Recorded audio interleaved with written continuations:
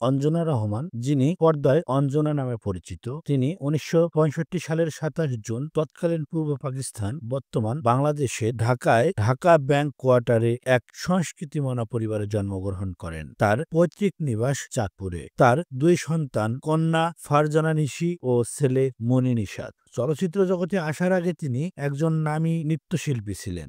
নৃত্যে তিনি 3 বার জাতীয় চলচ্চিত্র পুরস্কার লাভ করেন। অঞ্জনার অভিনয় জীবন শুরু হয় 1976 সালে বাবুল চৌধুরী পরিচালিত সেতু চলচ্চিত্র দিয়ে। তবে তার মুক্তিপ্রাপ্ত প্রথম চলচ্চিত্র শামসুদ্দিন টগর পরিচালিত দস্যু বনহুর। তার অভিনীত মুক্তিপ্রাপ্ত চলচ্চিত্রের সংখ্যা প্রায় 3 শতাধিক। তিনি 1986 সালে পরিণীতা চলচ্চিত্রে ললিতা চরিত্রে অভিনয়ের জন্য শ্রেষ্ঠ অভিনেত্রী বিভাগে জাতীয় চলচ্চিত্র পুরস্কার লাভ করেন। এছাড়াও শ্রেষ্ঠ চলচ্চিত্র অভিনেত্রী বিভাগে বাচসাস পুরস্কার লাভ করেন। তিনি বাংলাদেশ ছাড়াও ভারত, পাকিস্তান, তুরস্ক, নেপাল, থাইল্যান্ড, শ্রীলঙ্কা সহ বহু দেশে ব্যবসা সফল চলচ্চিত্রে অভিনয় করে আন্তর্জাতিকভাবে ব্যাপক প্রশংসিত হন। অঞ্জনা বাংলাদেশ আওয়ামী লীগের রাজনীতিতে সক্রিয় ছিলেন। তিনি বাংলাদেশ যুব মহিলা লীগের কেন্দ্রীয় কমিটির সদস্য এবং আওয়ামী সাংস্কৃতিক লীগের সভাপতিমণ্ডলীর সদস্য ছিলেন। 2025 সালের 4 জানুয়ারি অভিনেত্রী অঞ্জনা রহমান রাজধানীর বঙ্গবন্ধু শেখ মুজিবুর মেডিকেল বিশ্ববিদ্যালয়ে চিকিৎসাধীন অবস্থায় মারা যান। Thanks for